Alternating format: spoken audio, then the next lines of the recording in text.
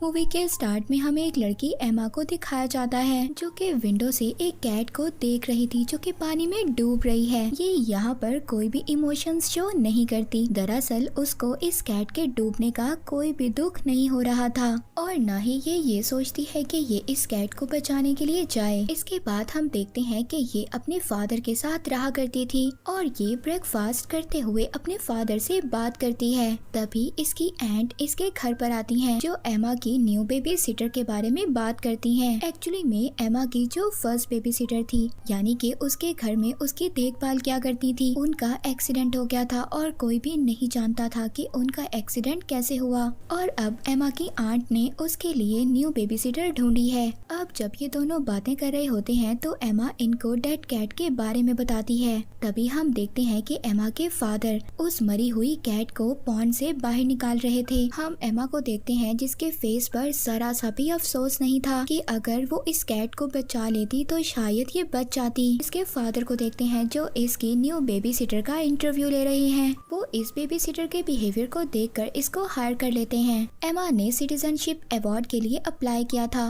वो चाहती थी कि ये अवार्ड उसी को मिले और तभी हम देखते हैं कि वो स्कूल में सबके साथ बहुत अच्छा बिहेवियर रख रही है। वो कुछ बच्चों के साथ खेल रही होती है तभी एक लड़की इससे टकराती है। एमा उस लड़की को उठाती है। हम एमा को घर में भी देखते हैं जो स्माइलिंग की प्रैक्टिस कर रही थी। अगले दिन अवार्ड मिलने का दिन था। इसके फादर इसको एक अच्छा सा ड्रेस पहनाते हैं और इसको स्कूल की तरफ लेकर जाते हैं। वहाँ पर बहुत सारे पेरेंट्स अवार्ड सेरेमनी में आए हुए थे जहाँ पर टीचर ये अनाउंस करती है कि माइलो ने सिटीजनशिप के अवार्ड को जीता है। वो अपने फादर को ये बता रही थी कि माइलो को ये अवार्ड मिला है और वो इस अवार्ड को डिजर्व भी नहीं करती थी। वो माइलो की इंसल्ट करती है और फिर अपने फादर से अपने इस बिहेवियर के लिए सॉरी भी करती है। फिर एमा माइलो को एक क्लिफ पर लेकर जाती है। फिर कुछ देर के बाद माइलो कहती है कि हमें वापस जाना चाहिए। एमा माइलो के पास जाती है। इसके बाद हमें स्क्रीन ब्लैक दिखाई जाती है। कुछ देर के बाद हम माइलो के पेरेंट्स को देखते हैं। वो एमा के पास आते हैं। क्या तुमने हमारी बेटी माइलो को देखा है? एमा कहती है कि उसने काफी देर से उसको नहीं देखा।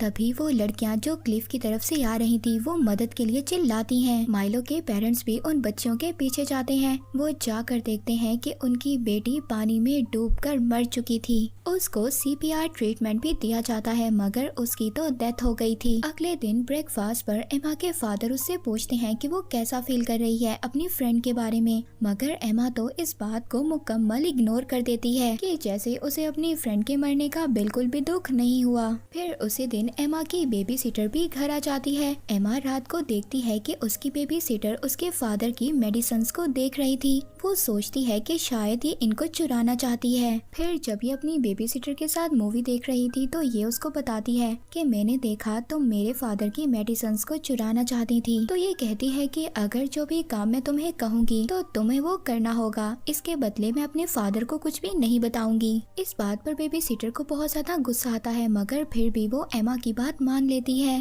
अगले दिन माइलो का फ्यूनरल था जिस पर सभी लोग रो रहे थे। तभी हम एमा को भी देखते हैं जो माइलो के पेरेंट्स के सामने रो रही थी। वो ये प्रिटेंड कर रही थी कि जैसे उनकी बेटी का मरने का दुख इसको बहुत ज्यादा है।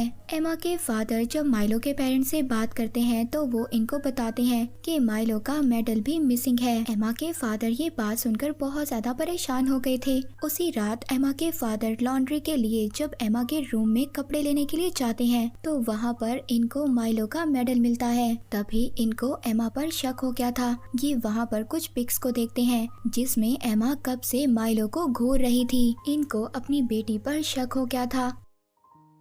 अगले दिन एमा की टीचर पुलिस ऑफिसर के साथ एमा के घर पर आती है। वो आकर इसके फादर से बात करती हैं और बताती हैं कि कुछ बच्चों ने एमा को क्लिफ पर माइलो के साथ देखा था उसकी डेथ से पहले। रात को एमा के फादर एमा से पूछते हैं कि क्या तुम माइलो के साथ क्लिफ पर गई थी? ये सिंपली कह देती है कि मैं तो नहीं गई थी। इस बात पर एमा के फादर उससे कहते हैं कि कुछ लोगों ने तुम्हें माइलो के साथ क्लिफ पर देखा था। इस बात पर इसको गुस्सा आ जाता है और वो कहती है कि ये बात आपको मिसेस एलिस ने बताई है और वो तो मुझे पसंद ही नहीं करती।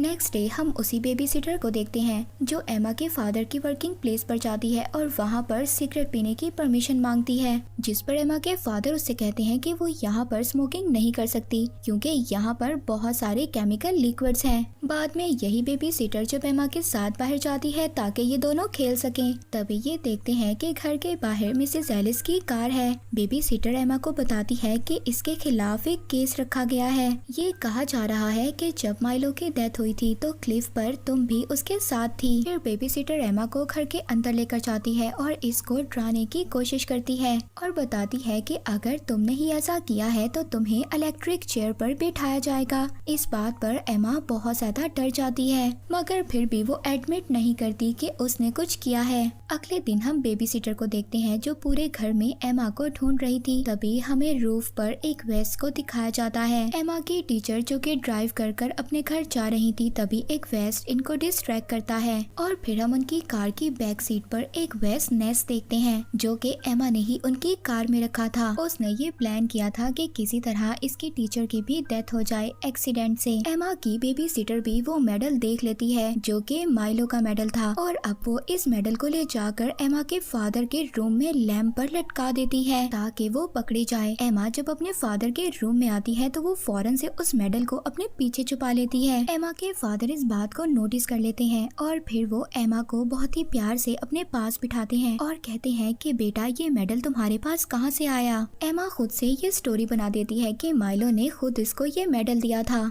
अगले दिन एमा के फादर जब ऑफिस जा रहे होते हैं तो ये रास्ते में थेरेपिस्ट को भी कॉल करते हैं क्योंकि ये चाहते थे कि ये अपनी बेटी को किसी साइकियाट्रिस्ट को दिखाएं। तभी ये रास्ते में देखते हैं कि किसी का एक्सीडेंट हुआ है। दूसरी तरफ हम एमा को देखते हैं जो अपनी बेबी सिटर से पूछ रही थी क्या तुमने लैंप पर ये मेडल रखा था, और वो बहुत ज्यादा गुस्से में थी। तभी एमा के फादर वहाँ पर आ गए थे और एमा को अपने साथ ले जाने का कहते हैं और कहते हैं कि अपना वो मेडल भी ले लो जो तुमने माइलो से लिया था। और फिर ये इसको माइलो के घर लेकर जाते हैं। एमा इस मेडल को माइलो की मदर को रिटर्न कर देती है। माइलो की मदर बहुत ज्यादा कंफ्यूज लग रही थी इस मेडल को लेते हुए। तभी वो एमा के फादर को बताती है कि मिसेस एलिस की डेथ हो गई है कार एक्सीडेंट की वजह से। एमा जब ये सुनती है तो वो ऐसा प्रिटेंड करती है, वो रोने लग जाती है और कहती है कि वो उसकी फेवरेट टीचर थी। अब जब ये अपने फादर के साथ घर वापस आ रही थी तो ये रास्ते में बिल्कुल ही भूल जाती है अपनी टीचर की डेथ के बारे में। वो अपने फादर से कह रही थी कि वो घर जाकर बेबी सिटर के साथ कुकीज को बेक करेगी। इसके फादर इसके इस बिहेवियर पर बहुत ही ज्यादा परेशान और हैरान थे।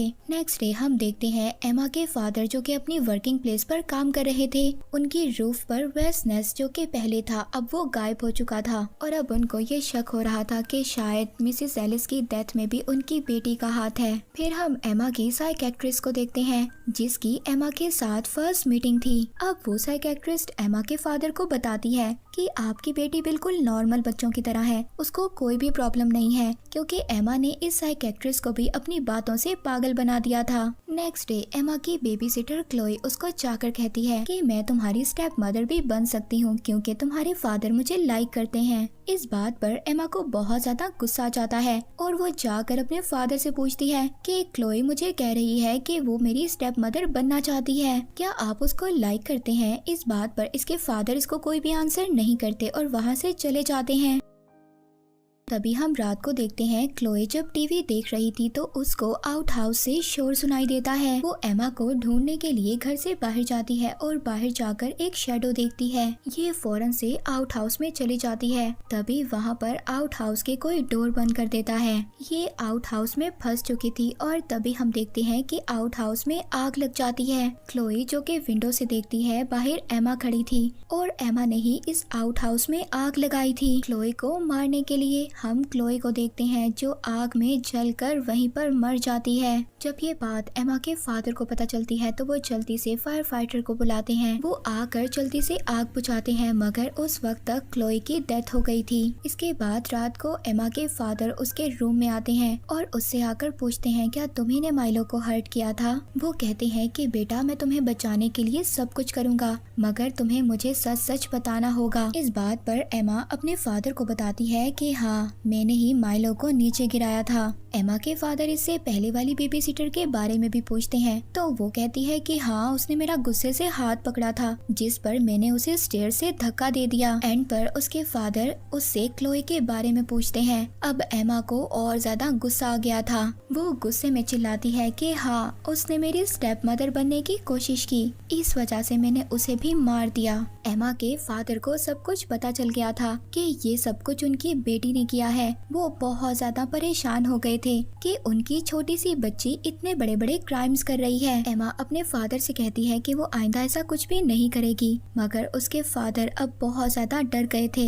नेक्स्ट डे शेरिफ एमा के फादर को कॉल करता है। वो कहते हैं कि हम एमा से मिलना चाहते हैं, मगर एमा के फादर एक्सक्यूज कर देते हैं कि वो बीमार हैं। एमा के फादर बहुत ज्यादा डर गए थे कि कहीं उनकी बेटी को पकड़ ना लें। इस वजह से वो अपनी बेटी को दूर लेक हाउस पर ले गए थे। हाउस कीपर वहाँ पर इनका वेलकम करता है। इसी दिन शेरिफ दोबारा से एमा के फादर को कॉल करता है और उनको बताता है। वो बताते हैं कि आग खुद ब खुद नहीं लगी थी, बल्कि किसी ने लगाई थी। एमा के फादर ने प्रोटेक्शन के लिए अपने घर में एक गन भी रखी हुई थी और वो ये सोच रहे थे कि वो इस गन का यूज कभी भी कर सकते हैं इस सिचुएशन को खत्म करने के लिए। तभी इसी रात एमा सारे स्टॉक्स को ऑन कर देती है ताकि इसके फादर गैस से मर जाएं। घर के डोर्स को बंद कर देती है और खुद घर से बाहर चली जाती है। तभी एमा के फादर की आंख खुल जाती है। वो जब गैस को सेंस करते हैं, वो फौरन से विंडोज और दरवाजे खोल देते हैं। जब वो अपनी बेटी को बाहर देखते हैं तो वो समझ गए थे कि उनकी बेटी ने ही उन्हें मारने की कोशिश की है। वो अपनी बेटी के पास जाते हैं और उससे पूछते हैं कि तुमने ऐसा क्यों किया। वो गुस्से से कहती है कि अगर आप मर भी जाएं तो मेरी आंट बहुत अच्छी है, मैं उनके साथ रह लूंगी। इसके फादर इसको बहुत ही आराम से घर में वापस ले आते हैं और फिर रात को इसको हॉट चॉकलेट में ड्रग्स डालकर दे देते हैं।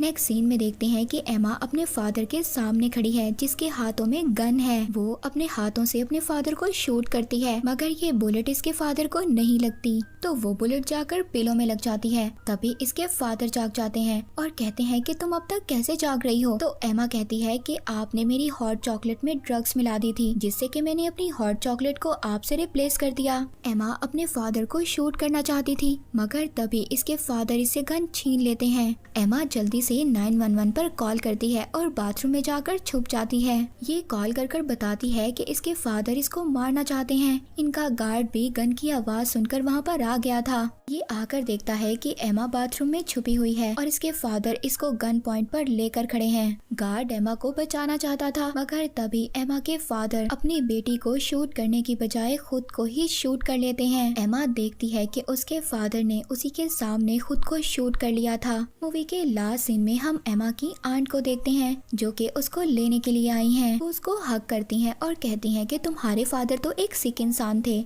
जो सबको ये कह रहे थे कि तुमने ही सबको मारा है। ऐसा कैसे हो सकता है? इसका मतलब ये था कि एमा की आंट उस पर बहुत ज्यादा बिलीव करती थी। और इसी के साथ ही मूवी यहीं पर एंड हो जाती है।